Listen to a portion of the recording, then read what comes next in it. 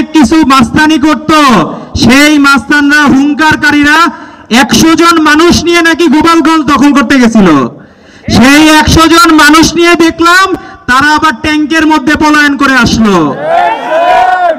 গোপালগঞ্জে আমরা দেখলাম যে ঘটনা ঘটলো 16ই জুলাই ইতিহাসে দুই ভাবে ইতিহাসে থাকবে।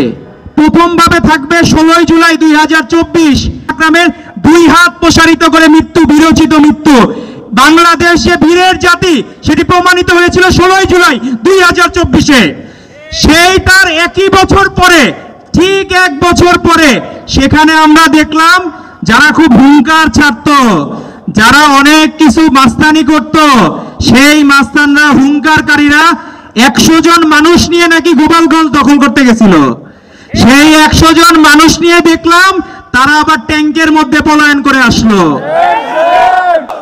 আপনাদের সেই জায়গায় আমরা দেখলাম আবু সাইদের হাত প্রসারিত করে বিরোচিত মৃত্যু, আরেকদিকে দেখলাম আপনাদের হাত গুটিয়ে পলায়ন।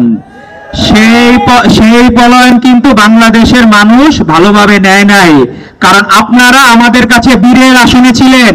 এখন এই কাপুরুষের মতো পলায়ন আমাদের কেউ ভালোভাবে নেয় নাই। বাহ্যিকভাবে মানুষজন বিবেচনা করবে, সেই হামলার আমরা তীব্র নিন্দা জানাই।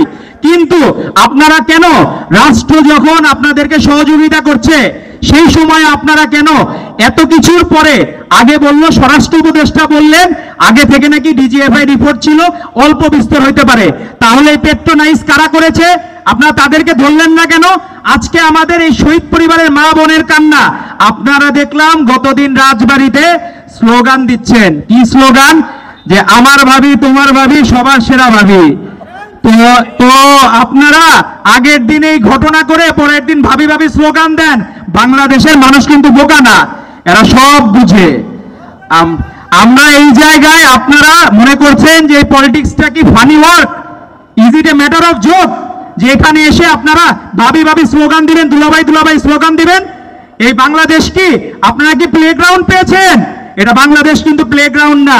এই শহীদদের রক্তের বিনিময়ে আমরা স্বাধীনতা পেয়েছি। এই পরিবারগুলা আমাদের কাছে মুক্তিযোদ্ধাদের থেকেও আমরা যে বলি বীরশ্রেষ্ঠ, এই প্রজন্মের বীরশ্রেষ্ঠ হচ্ছে আমাদের এই শহীদ পরিবারেরা। আর আপনারা আবু সাইদের মায়ের কান্না শুনলাম যে আপনারা কেন রংপুরে গেলেন না? আমাদের প্রশ্ন হচ্ছে আপনারা রংপুরে না দিয়ে গোপালগঞ্জে কি করবেন? আপনারা কি স্বাধীন করবেন? গোপালগঞ্জে খারাপ, এটি তো আমাদের ম্যাডাম আবাসিন দেশনেত্রী এবং খালেদা জিয়া আগেই বলেছিলেন। সেই সময় আপনারা যখন রাষ্ট্র আমাদের বিরুদ্ধে ছিল, প্রশাসন বিরুদ্ধে ছিল, ইভেন বাসার একটা দারোয়ান পর্যন্ত সে 500 টাকা 1000 টাকার লোভে ছাত্র দল, যুব দল, স্বেচ্ছাসেবক দল, বিএমপি নেতাকে ধরিয়ে দিত। ওই মুহূর্তে আপনারা আমাদেরকে ট্রল করেছেন যে আমরা কেন বালুর ট্রাক সরাইতে পারি নাই, আমরা কেন 28 অক্টোবর। এখন কেমন লাগে? এখন বুঝেন রাজনীতি কাদের? রাজনীতি এই দেশে আমাদের ভারপ্রাপ্ত চেয়ারম্যান জনাব তারেক রহমান যে 7ই জানুয়ারি দাবি নির্বাচনে ডাক দিয়েছিলেন, মানুষজন তো সেই দিনই লাল কার্ড দেখিয়ে দিয়েছিল। তো রাজনীতি কি এত সহজ? মানুষের মনে আগে জায়গা করে নিন। মানুষের মনে জায়গা না করলে আপনাদের বারবার বিতাড়িত হতে হবে। বারবার গোপালগঞ্জ থেকে আপনাদের বিতাড়িত করেছে, যার আমরা অবশ্যই প্রতিবাদ জানাবো। কিন্তু আপনারা তারপরে তুচ্ছ-তাচ্ছিল্য করছেন। গতদিন একজন দেখলাম তার স্লোগানে বলতেছে যে অন্য কেউ করুক বা না করুক তারা করবে। আপনি ভাই নিজের আগে ফ্যামিলিটারে, আপনার যে নতুন রাজনৈতিক দল নিবন্ধন পায় নাই, 43,000 পৃষ্ঠা নথিপত্র দিয়েও তারা ওকে পায় নাই, মানে আপনার ক্লিয়ারেন্স পায় নাই রাজনীতি করার। তারা নাকি আবার আবদার জানায় শাপলা পাইলেই জিতবে, আর কোনো মার্কা পাইলে জিতবে না। তো শাপলার মধ্যে কি জাদু আছে? জাদু থাকতে হবে মানুষের মনের মধ্যে। যেই মনের মধ্যে আছেন বেগম খালেদা জিয়া, তারেক রহমান, সেই